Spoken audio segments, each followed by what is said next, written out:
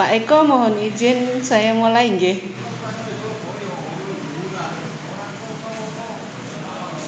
Nanti nunggu pas Pak Eko ada repot yang lain juga ini. Nggih, bismillahirrahmanirrahim. Assalamualaikum warahmatullahi wabarakatuh. Waalaikumsalam Waalaikumsalam warahmatullahi wabarakatuh. Yang terhormat Pak Eko Heri selaku Kasih SMK di cabang Dinas Pendidikan wilayah Kabupaten dan Kota Mojokerto, Provinsi Jawa Timur. Yang saya hormati dan saya banggakan Bapak Ibu Kepala Sekolah Binaan di wilayah Kabupaten dan Kota Mojokerto.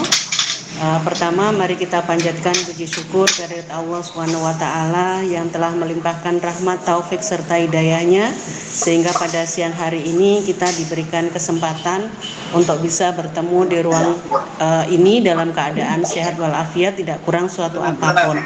Salawat dan salam semoga tetap tercurahkan kepada junjungan kita Nabi besar Muhammad SAW. Bapak Ibu sekalian, sebelum kita lanjutkan kegiatan siang hari ini, mari kita berdoa sesuai dengan agama dan kepercayaan kita masing-masing. Semoga kegiatan kita hari ini diberikan kelancaran dan diberikan keberkahan untuk kita semua. Berdoa, silahkan.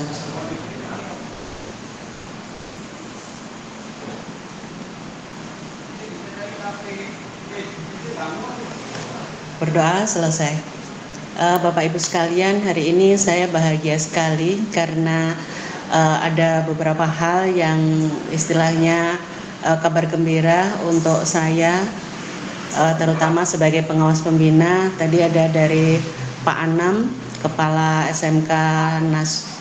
SMK Pariwisata Erlangga, untuk akreditasinya ada perpanjangan 5 tahun. Kemudian untuk SMK Muhammadiyah 1 Kemlagi mendapatkan juara 1 untuk lomba teknologi tepat guna.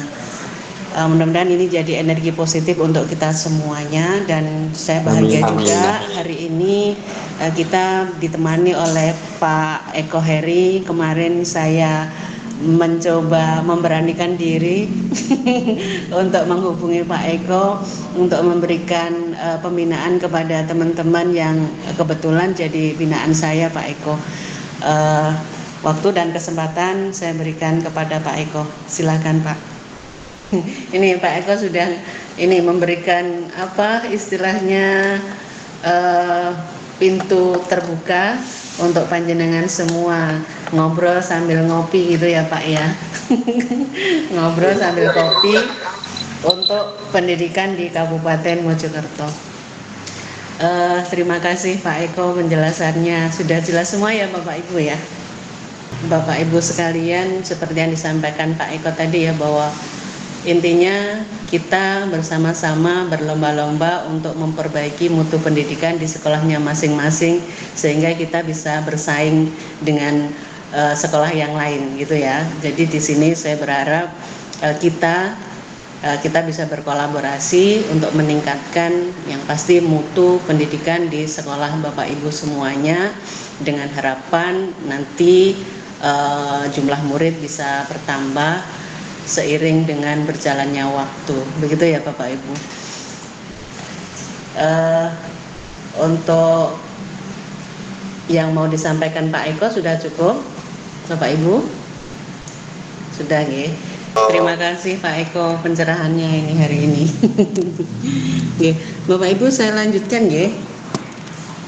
Kegiatan kita setelah pembinaan dari Pak Eko, kemudian tadi ada tanya jawab, ada istilahnya pencerahan dari Pak Eko untuk kita semua. Sekarang saya lanjutkan untuk yang saya.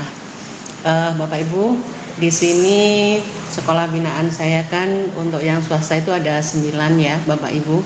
Dari 9 sekolah binaan, ini saya evaluasi sebentar ya, 9 sekolah binaan di semester ganjil 2022-2023 ini beragam. Ada yang aktif, ada yang setengah aktif, dan ada yang tidak aktif. Eh, saya berharap semuanya nanti untuk semester depan aktif semua, karena saya pikir panjenengan ini adalah seorang pemimpin, seorang kepala sekolah di masing-masing lembaga panjenengan. Panjenengan ini kalau diibaratkan ada satu bus gitu ya, ada satu bus, jenengan ini adalah sopirnya. Busnya ini mau dibawa kemana itu tergantung panjenengan. Nah, saya sebagai pengawas pembina itu berada di sisi panjenengan. Kalau misalnya sopirnya nggak jalan gitu ya, saya senang aja gitu ya. Sopirnya punya inovasi ya tambah senang lagi.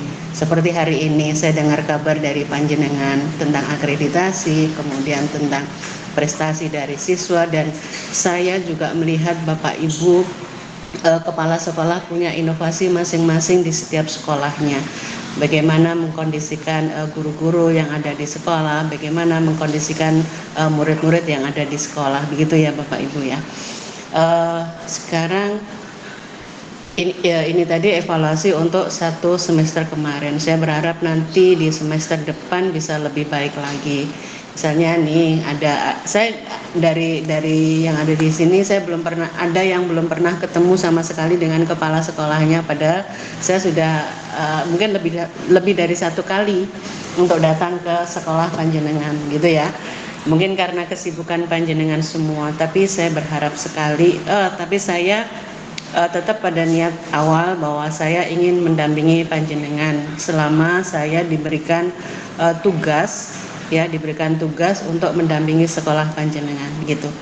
Nah, ini sekarang kemarin kan saya sampaikan bahwa kita koordinasi untuk kegiatan semester genap ya, semester genap tahun 2022-2023. Kalau kemarin saya sudah melaksanakan supervisi untuk administrasi pembelajaran ya, administrasi pelaksanaan pembelajaran. Nanti di semester depan saya ingin melihat perubahan yang terjadi di Bapak Ibu guru tentang proses pembelajaran, karena saya pikir ini tidak kalah pentingnya dengan semua yang sudah Bapak Ibu lakukan.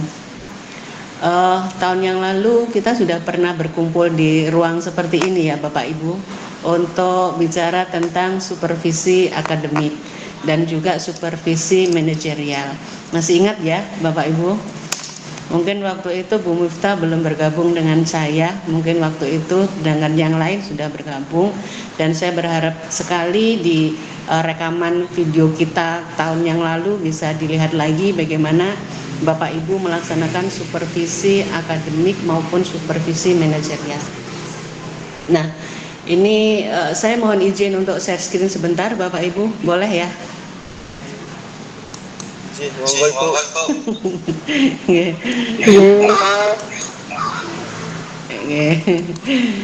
Nih Bapak Ibu,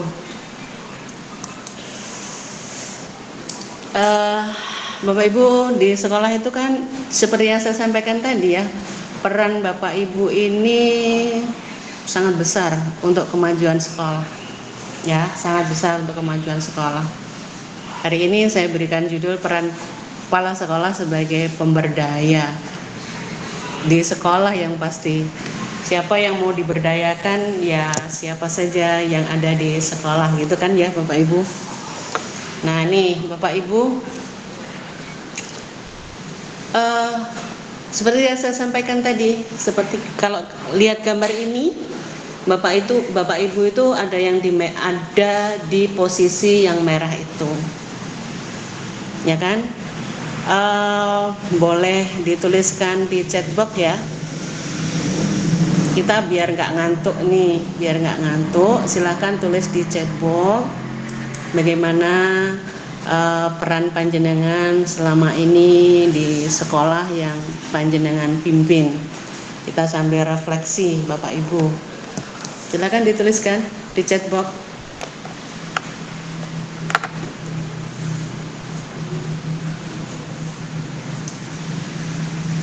Paling tidak kompetensi panjenengan sebagai kepala sekolah itu sudah berdampak apa belum sih kepada guru-guru atau kepada murid-murid di sekolah.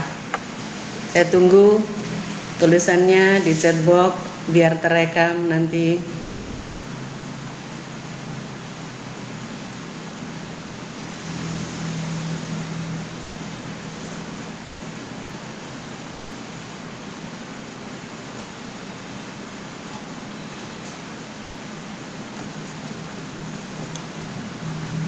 Nggak ada yang nulis ini.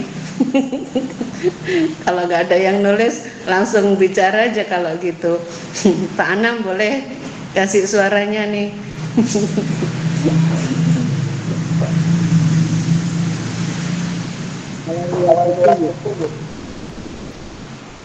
Waalaikumsalam.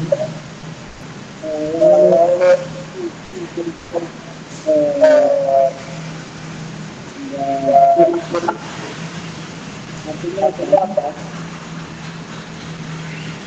Kalau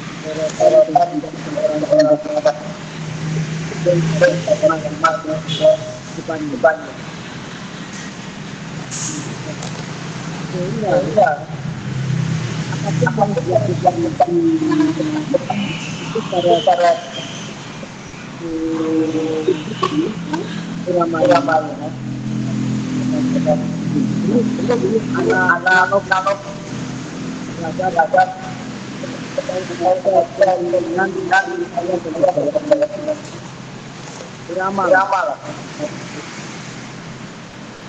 kalau iramannya ke kanan yang ada di belakang itu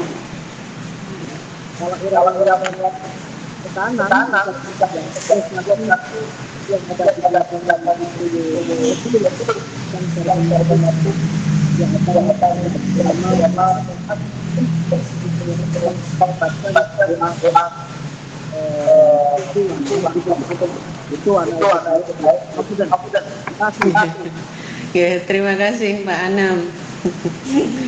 Ya, tadi suaranya kenapa ya agak putus-putus gitu Pak Anam, apa jaringan saya yang kurang stabil nih. Terima kasih Pak Anam yang sudah menyampaikan tentang perannya di sekolah gitu ya. Ini Pak Taufik menyatakan bahwa kepala sekolah ini adalah pionir gitu ya. Kalau Pak Satrio menyatakan bahwa kepala sekolah ini adalah penunjuk arah gitu ya. Oke, Pak Maksum, sebagai kepala sekolah saya masih banyak belum sesuai dengan sistem yang dibuat oleh kepala sekolah. Kendalanya mulai dari cara pandang seseorang yang berbeda, khususnya menghadapi para senior. Padahal sistem yang diterapkan dibuat secara bersama-sama kepala sekolah sebagai manajer. Jadi istilahnya ini masih ada kendala gitu ya Pak Maksum ya. Mungkin Bapak Ibu yang lain juga begitu. Ada guru-guru yang mungkin usianya lebih dari panjenengan gitu ya. Usianya lebih dari panjenengan dan beliau masih istilahnya menganggap panjenengan ini masih muda dan bisalah saya atur-atur gitu ya, omongan kasarnya begitu. Bapak Ibu sekalian, ini Bu Ika mengatakan bahwa kepala sekolah ini adalah sebagai leader. Oke. Jadi gini Bapak Ibu, kalau Bapak Ibu sudah punya SK kan ya, sudah punya SK sebagai kepala sekolah yang ditunjuk oleh yayasan. Itu adalah pegangan panjenengan untuk melakukan banyak hal di sekolah itu. Tadi saya sampaikan bahwa Bapak Ibu adalah yang paling depan, Bapak Ibu adalah sopirnya gitu. Bagaimana sopir ini bisa membawa ke tujuannya ya terserah supirnya. Yang pasti ada rel yang harus tetap dijaga begitu ya Bapak Ibu. Sopan santun tetap, komunikasi yang baik tetap dilakukan. Jangan segan-segan untuk mengajak komunikasi kepada yang lebih mungkin merasa ya, saya bilang merasa dan merasa senior dan seterusnya, sehingga apa yang sudah disepakati itu bisa dilakukan bersama-sama lagi. Apa gunanya kita sepakati kalau faktanya kita pungkiri, buat apa kan gitu. Jadi ini yang istilahnya di sini kepala sekolah muda ini jangan khawatir untuk melangkah Ya, jangan khawatir untuk melangkah karena panjenengan punya dasar. Berikutnya lagi kita harus melangkah untuk mengetahui apakah yang kita rencanakan ini benar-benar ada hasilnya. Kalau kita hanya merencanakan tidak ada langkah apapun, yang nggak ada gunanya, nggak ada hasil apapun yang dapat kita ketahui. Itu ya Bapak Ibu. Baik, saya lanjutkan hubungannya dengan supervisi tadi ya. Oke. Bapak Ibu sekalian, berdasarkan Permendiknas nomor 13 tahun 2007 bahwa standar kompetensi kepala sekolah itu banyak. Tapi di sini saya konsen di 3 ini aja dulu. Yang pertama adalah pengembangan jiwa kewirausahaan, kemudian nanti yang kedua supervisi, dan yang ketiga manajerial. Untuk manajerial, nah ini Bapak Ibu tentu punya rencana jangka menengah ataupun jangka panjang ya untuk menuju visi yang sudah ditetapkan oleh sekolah. Yang menjadi pegangan Bapak Ibu adalah visi yang sudah Bapak Ibu tetapkan. Bagaimana Bapak Ibu bisa mengajak semua yang ada di sekolah untuk menuju visi yang sudah ditetapkan. Jadi visi yang sudah ditetapkan itu jangan sekedar tulisan saja, tapi benar-benar diwujudkan dengan langkah yang pasti untuk menuju visi itu. Nah, di sini untuk manajerial Bapak Ibu harusnya sudah menyusun perencanaan sekolah atau madrasah. Kemudian mengembangkan organisasi sekolah, memimpin sekolah, mengelola perubahan dan pengembangan kurikulum dan kegiatan pembelajaran sekolah, kemudian mengelola personil ketika sekolah, mengelola sarana dan prasarana keuangan, administrasi dan sistem informasi sekolah, kemudian mengelola unit layanan khusus dan hubungan sekolah dan masyarakat, kemudian melakukan pemantauan dan evaluasi program sekolah. Ini yang harus Bapak Ibu lakukan, dan nanti hubungannya dengan PKKS ya Bapak Ibu. Insya Allah bulan Januari, kalau nggak bulan Januari ya Februari akan dilaksanakan PKKS. Saya berharap untuk manajerial ini benar-benar Bapak Ibu siapkan, karena di sini paling utama adalah di sini di manajerial itu. Kemudian pengembangan jiwa kewirausahaan, mengembangkan usaha sekolah, membudayakan perilaku wirausaha, membudayakan berarti membiasakan dan setiap hari terjadi itu. Kemudian memiliki motivasi yang kuat, pantang menyerah dan selalu mencari solusi terbaik, memiliki naluri kewirausahaan, pantang menyerah dan selalu mencari solusi yang terbaik. Jika Bapak Ibu punya plan A tidak berhasil, berarti Bapak Ibu harus cari plan B dan seterusnya. Kemudian supervisi. Nah, ini untuk supervisi ini ada 3 tahapan ya. Ada merencanakan program supervisi, kemudian ada melaksanakan program supervisi, dan ada menindaklanjuti program supervisi. Kalau kemarin di semester ganjil saya mencoba langsung bertemu dengan Bapak Ibu guru. Itu saya lakukan karena saya ingin tahu betul keadaan sekolah Bapak Ibu itu bagaimana, begitu ya. Nah, nanti di semester berikutnya saya berharap Bapak Ibu itu benar-benar melakukan supervisi ini. Ya, tidak hanya sekedar administrasi, tapi benar-benar melakukan supervisi kepada Bapak Ibu guru. Untuk apa? Untuk memperbaiki mutu proses pembelajaran yang di sekolah. Jadi istilahnya ayo kita mulai, kita melangkah, tidak hanya sekedar administrasi, tapi memang benar-benar kita lakukan. Nah, untuk supervisi ini kalau di guru penggerak itu ada istilah coaching ya, Pak Kris. Di guru penggerak ada coaching dalam supervisi. Begitu juga perkembangan saat ini. Jadi perkembangan saat ini mengharuskan bahwa coaching ini benar-benar dilaksanakan oleh kepala sekolah kepada guru-guru. Nanti guru-guru akan berimbas kepada murid-murid. Nah, di sini coaching itu gunanya untuk apa? Untuk memaksimalkan potensi pribadi dan profesional. Pada proses coaching ada yang disebut dengan coach, ada yang disebut dengan coaching. Bapak Ibu berperan sebagai apa nanti pada proses coaching di supervisi itu? Bapak Ibu berperan sebagai coach ya, kemudian Bapak Ibu guru nanti berperan sebagai coachee. Jadi di sini Bapak Ibu sadar atau tidak sadar, guru-guru panjenengan ini punya potensi yang luar biasa yang mungkin belum tergali. Benar nggak Bapak Ibu? Bapak Ibu sering berkomunikasi dengan teman-teman kan, menyapa teman-teman gitu. Apa sih sebenarnya potensi yang ada di Bapak Ibu guru yang belum muncul? Nah, untuk apa ya? Pasti untuk kemajuan sekolah kita gitu. Nah, di sini hari ini saya mau menyampaikan tentang bagaimana proses coaching harus dilakukan oleh kepala sekolah kepada guru-guru. Nanti mungkin Pak Kris bisa berbagi pengalaman di sini bagaimana proses coaching terjadi. Siap Pak Kris? Halo Pak Kris? Oke. Untuk supervisi akademik, Bapak Ibu bisa lihat lagi di YouTube saya ya, rekaman kita tahun yang lalu.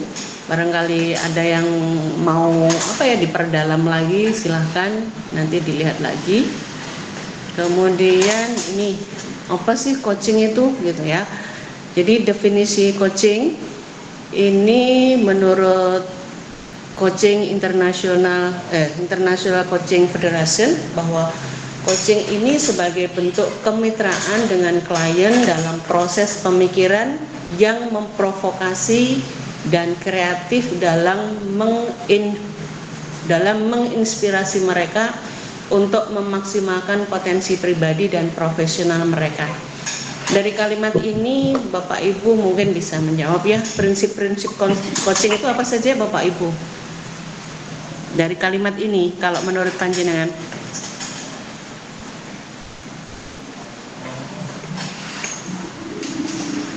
Pak Kris mau menyampaikan?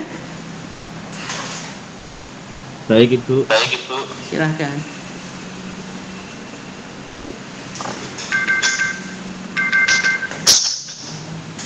Ya, dari prinsip coaching yaitu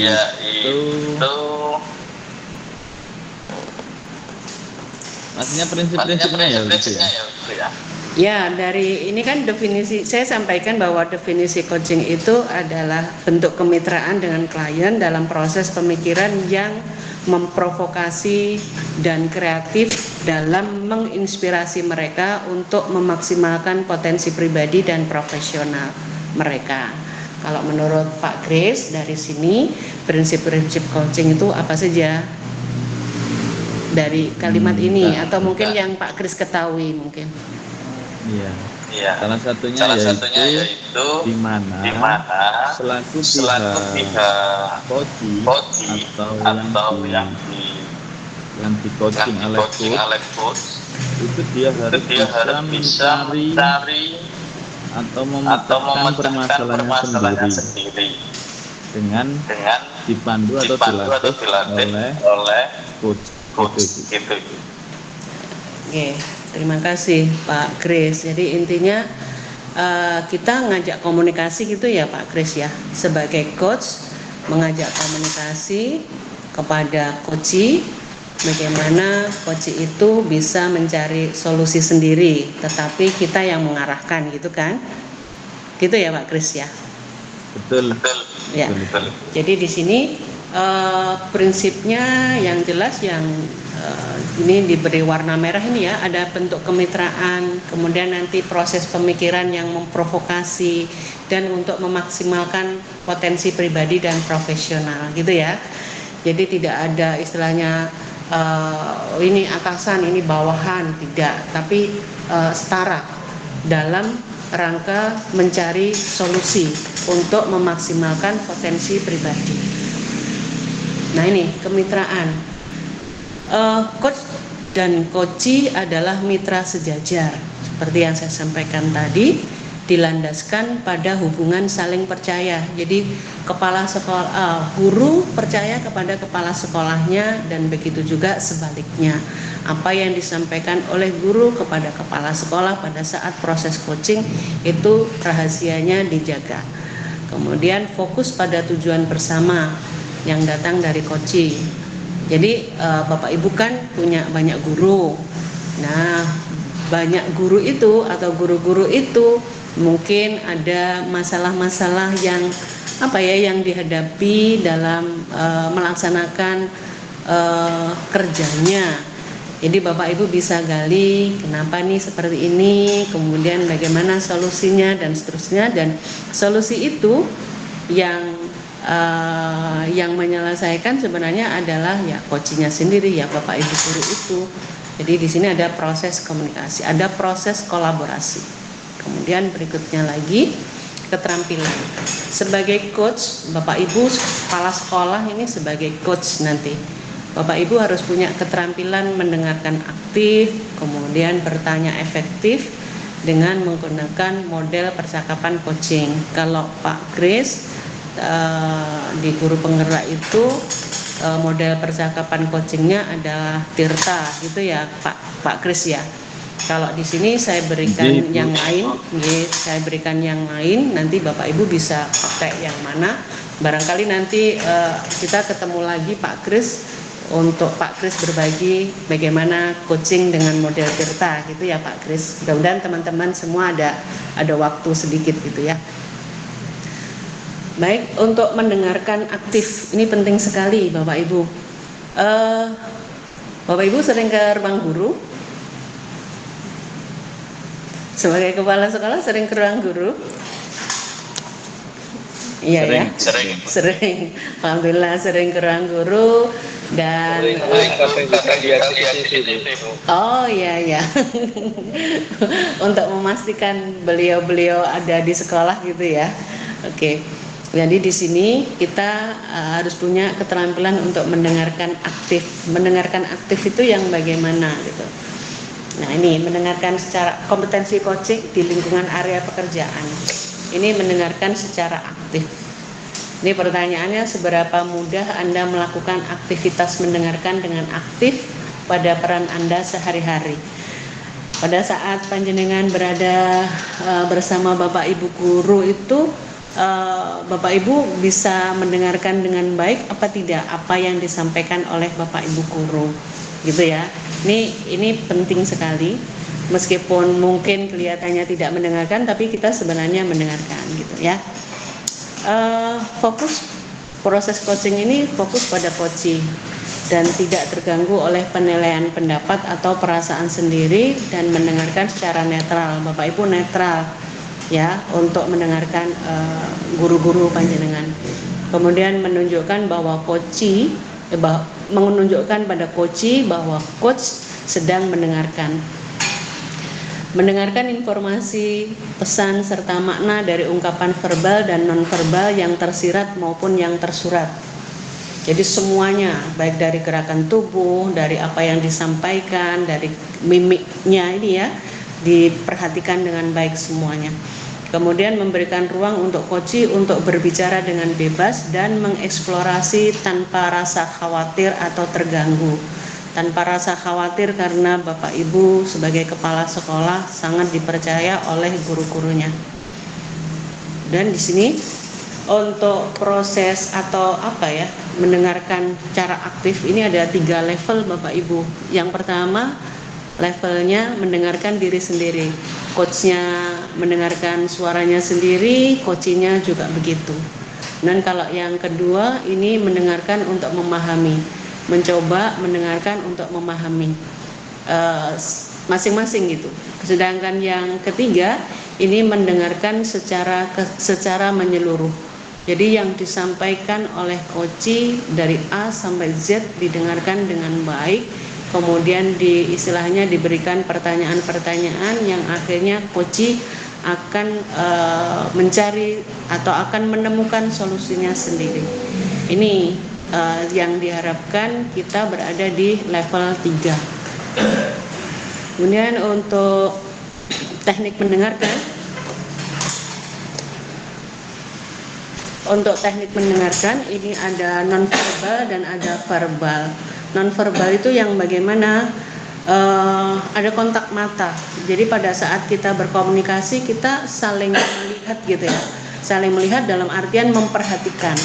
Kemudian dari bahasa tubuh, kemudian dari gestur kita, kemudian kalau misalkan kita perlu mengangguk ya kita perlu mengangguk, ini dari nonverbal. Sedangkan dari verbal itu dari reprase atau parafrase, kemudian refleksi kata-kata apa yang sedang dipikirkan, apa emosi yang muncul dari coaching, dari guru-guru kita, kemudian ada pengakuan atau penghargaan dari Bapak Ibu sebagai coach kepada coaching. Dan berikutnya ada teknik dan model percakapan coaching di organisasi. Ini tadi seperti yang saya sampaikan tadi, kalau di guru penggerak itu model Tirta, ini saya berikan yang lain, yaitu model percakapan coaching itu dengan Vira.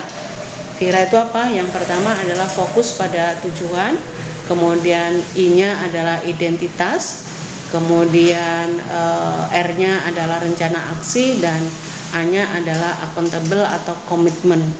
Ini kita lakukan ya Bapak Ibu, kita lakukan kepada guru-guru kita agar kita bisa memaksimalkan potensi yang ada pada mereka.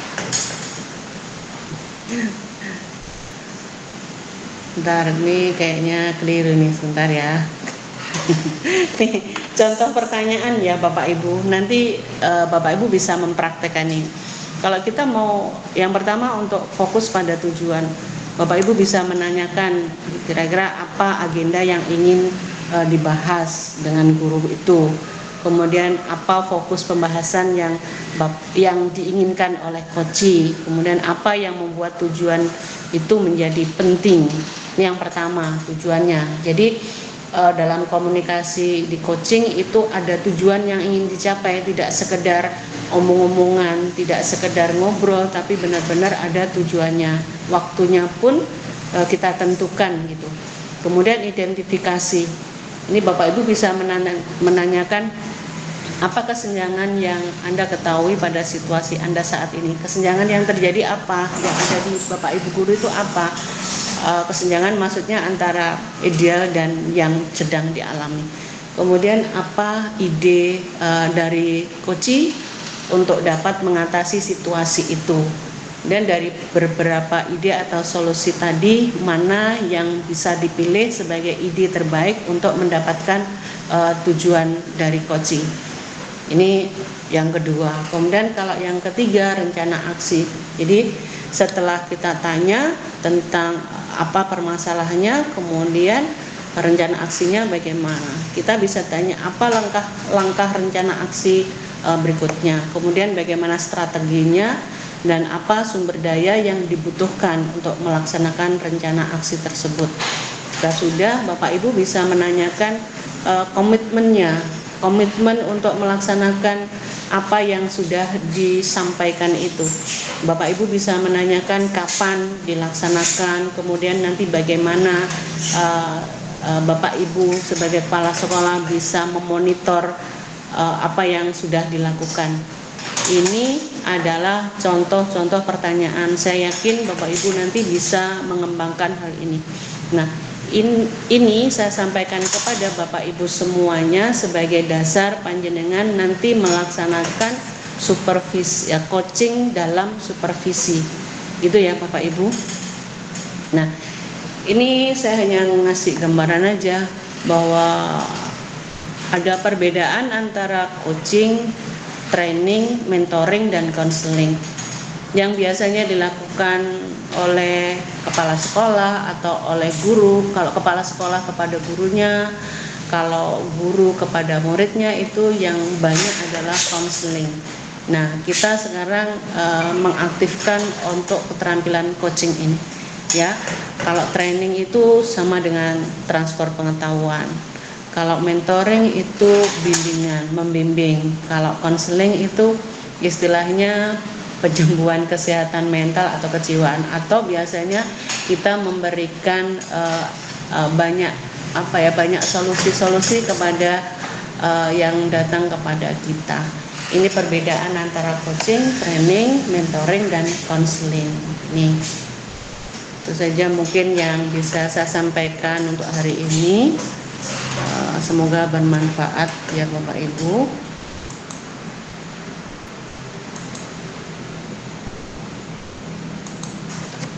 Baik, nanti semester nanti bulan Januari apa bulan Februari saya bisa menanyakan hal ini kepada panjenengan semua. Sudah dilakukan atau belum?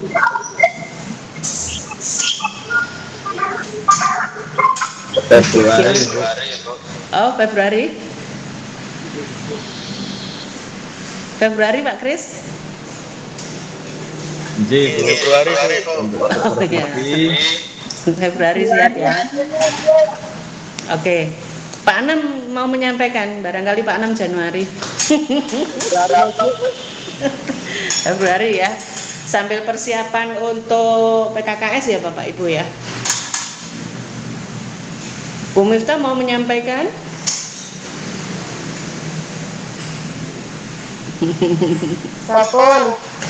Sampun. Dari yang saya sampaikan tadi ngerti apa enggak ya tentang coaching tadi?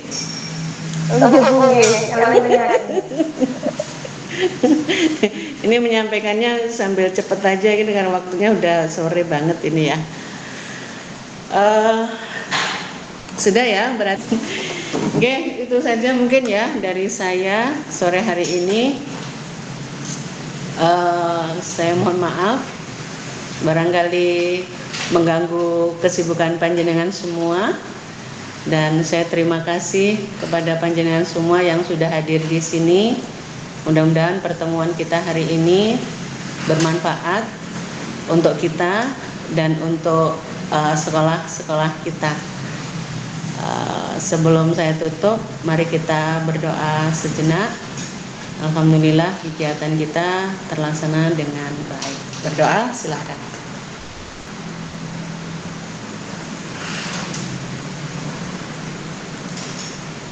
Berdoa selesai. Saya tunggu kabarnya untuk supervisi sama untuk bahas raport pendidikan gitu nggih. Ada kurang lebihnya saya mohon maaf. Wabillahi taufiq wal hidayah. Wassalamualaikum warahmatullahi wabarakatuh. Foto dulu boleh? Foto dulu boleh? Silahkan dibuka kameranya.